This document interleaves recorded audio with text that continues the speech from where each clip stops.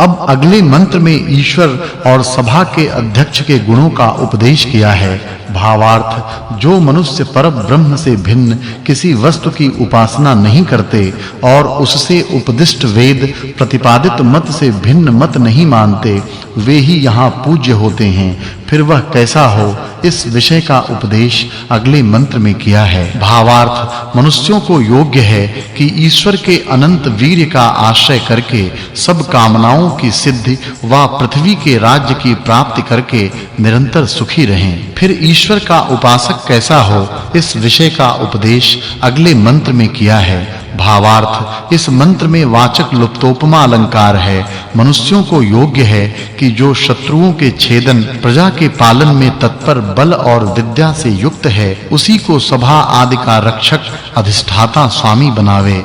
इस सूक्त में अग्नि और सभाध्यक्ष आदि के गुणों के वर्णन से इस सूक्तार्थ की पूर्व सूक्तार्थ के साथ संगति जाननी चाहिए। यह 22वां वर्ग और 57वां सूक्त समाप्त हुआ। अब 58वें सूक्त का आरंभ है। उसके पहले मंत्र में अग्नि के दृष्टांत से जीव के गुणों का उपदेश किया है।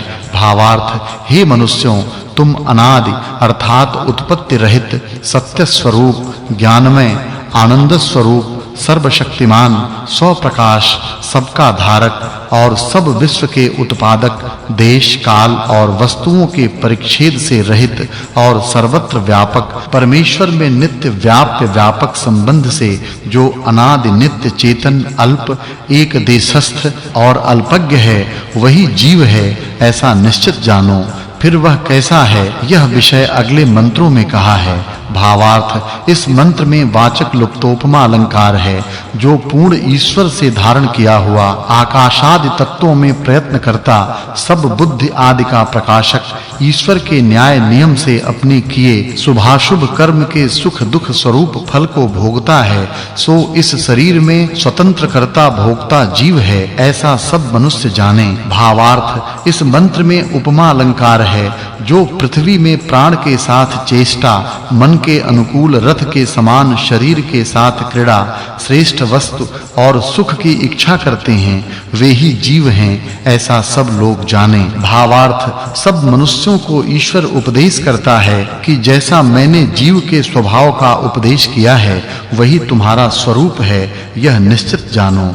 भावार्थ, मनुष्यों को योग्य है कि जो अंतःकरण अर्थात मन, बुद्धि, चित्त और अहंकार, प्राण अर्थात प्राणादि 10 वायु, इंद्रियल अर्थात श्रोत्रादि 10 इंद्रियों का प्रेरक, इनका धारक और नियंता, स्वामी, इच्छा, द्वेष, प्रयत्न, सुख दुख और ज्ञान आदि गुण वाला है, वह इस देह में जीव है, ऐसा निश्चय जानो। भावार्थ, इस मंत्र में उपमा अलंकार है। जैसे मनुष्य विद्या व लक्ष्मी तथा मित्रों को प्राप्त होकर सुख को प्राप्त होते हैं, वैसे ही जीव के स्वरूप को जानने वाले विद्वान लोग अत्यंत सुखों को प्राप्त होते हैं। भावार्थ, जो मनुष्य अपने आत्मा को जान के परब्रह्म को जानते हैं, वे ही मोक्ष पाते हैं। अब आत्मतज्ञ योगी जन क्या करें, इस विषय का उपदेश अगले मंत्र में किया है। भावार्थ, हे आत्मा और परमात्मा को जानने वाले योगी लोगों, तुम आत्मा और परमात्मा के उपदेशों से सब मनुष्यों को दुख से दूर करके निरंतर सुखी किया करो। फिर वह सभापति कैसा है, यह विषय अगले मंत्र में कहा है। भावार्थ, मनुष्यों को योग्य है कि जो विद्वान धर्म व विनय से सब प्रजा को शिक्षा देकर पालन करता है, उसी को सभा आदि का अध्यक्ष करें। इस सूक्त में अग्नि व विद्वानों के गुण वर्णन करने से इस सूक्तार्थ की पूर्व सूक्तार्थ के साथ संगति जाननी चाहिए। यह 58वां सूक्त और 24वां वर्ग समाप्त हुआ। अब 59वें सूक्त का आरंभ है। उसके प्रथम सत्र में अग्नि और ईश्वर के गुणों का उपदेश किया है। भावार्थ, जैसे वृक्ष अपनी शाखा और खंभे गृह को धारण करके आनंदित करते हैं, वैसे ही परमेश्वर हमको धारण करके आनंद देता है। फिर वह कैसा है, इस विषय का उपदेश अगले मंत्रों में किया है। भावार्थ, जिस जगदीश्वर ने आर्य अर्थात उत्तम मनुष्यों के विज्ञान के लिए सब विद्याओं के प्रकाश करने वाले वेदों को प्रकाशित किया है, तथा जो सबसे उत्तम सबका आधार जगदीश्वर है उसको जानकर मनुष्यों को उसी की उपासना करनी चाहिए। भावार्थ इस मंत्र में उपमा अलंकार है तथा पूर्व मंत्र से देवासः इस पद की अनुवृत्ति आती है। मनुष्यों को योग्य है कि जैसे प्राणी प्रकाशमान सूर्य की विद्यमानता में सब कार्यों को सिद्ध करते हैं, वैसे जगदीश्वर की उपासना से सब कार्य सिद्ध होते हैं। इसी प्रकार करते हुए मनुष्यों को कभी सुख और धन का नाश तथा दुख व दरिद्रता नहीं होते। अब अगले मंत्र में पुरुषोत्तम के गुणों का उपदेश किया है। भावार्थ इस मंत्र में उपमा और वाचक् लुप्तोपमा अलंकार है। जैसे भूमि व सूर्य प्रकाश सबको धारण करके सुखी करते हैं, जैसे पिता व अध्यापक पुत्र के हित के लिए प्रवृत्त होता है, जैसे परमेश्वर प्रजा सुख के वास्ते वर्तता है, वैसे सभापति प्रजा के अर्थ वर्ते। इस प्रकार सब वेद वाणियां प्रतिपादित करती हैं। फिर वह कैसा हो इस विषय का उपदेश अगले मंत्र में किया है। भावार्थ इस मंत्र में श्लेष अलंकार है। सभा में रहने वाले मनुष्यों को अनंत सामर्थ्यवान तथा सबके अधिष्ठाता होने से परमेश्वर की उपासना करनी चाहिए और महाशुभ गुण युक्त होने से सभा आदि के अध्यक्ष सर्वाधिकारी बनकर युद्धों से दुष्टों को जीत के प्रजा पालन करके विद्वानों की सेवा तथा सत्संग को सदा करना चाहिए।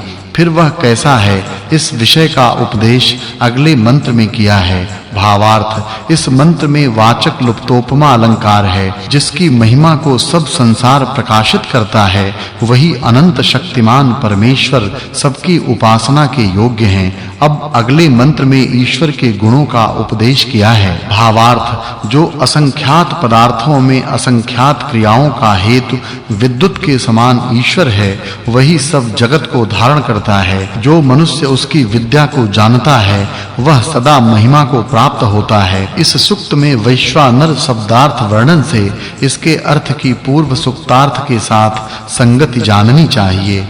यह 25वां वर्ग और 59वां सुक्त समाप्त हुआ। अब 60वें सुक्त का आरंभ है। फिर वह ईश्वर कैसा है, यह विषय अगले मंत्रों में कहा है। भावार्थ इस मंत्र में उपमा और वाचक् लुप्तोपमा अलंकार है। जैसे वायु अग्नि आदि वस्तु का धारण करके सब चराचर लोकों का धारण करता है, वैसे राजपुरुष विद्या धर्म धारणा पूर्वक प्रजाओं को न्याय में रखें। भावार्थ इस मंत्र में उपमा अलंकार है। मनुष्य को योग्य है कि जो विद्वान धर्मात्मा और न्यायाधीशों से प्रशंसा को प्राप्त हो, जिनके शील से प्रजा संतुष्ट हो, उसकी सेवा पिता के समान सब लोग करें। भावार्थ मनुष्यों को उचित है कि जो अधर्म को छुड़ा के धर्म का ग्रहण कराते हैं, उनका सब प्रकार से सम्मान किया करें। भावार्थ मनुष्यों को उचित है कि अधर्मी मूर्ख जन को राज्य की रक्षा का अधिकार कदापि न देवें। भावार्थ इस मंत्र में उपमा अलंकार और वाचक् लुप्तोपमा अलंकार है। जैसे मनुष्य उत्तम यान अर्थात सवारियों में घोड़ों को जोड़कर शीघ्र देशांतर को जाते हैं, वैसे ही विद्वानों के संग से विद्या के पारावार को प्राप्त होते हैं। इस सुक्त में शरीर और यान आदि में संयुक्त करने योग्य अग्नि के दृष्टांत से विद्वानों के गुण वर्णन से इस सुक्तार्थ की पूर्व सुक्तार्थ के साथ संगति जाननी चाहिए। यह 26वां वर्ग और 60वां सुक्त समाप्त हुआ। अब 61वें सुक्त का आरंभ है। उसके पहले मंत्र में सभा आदि का अध्यक्ष कैसा हो, इस विषय का उपदेश किया है। भावार्थ मनुष्यों को चाहिए कि स्तुति के योग्य पुरुषों को राज्य का अधिकार देकर उनके लिए यथा योग्य कर द्वारा प्राप्त धनों को देकर उत्तम अन्नादिकों से सदा सत्कार करे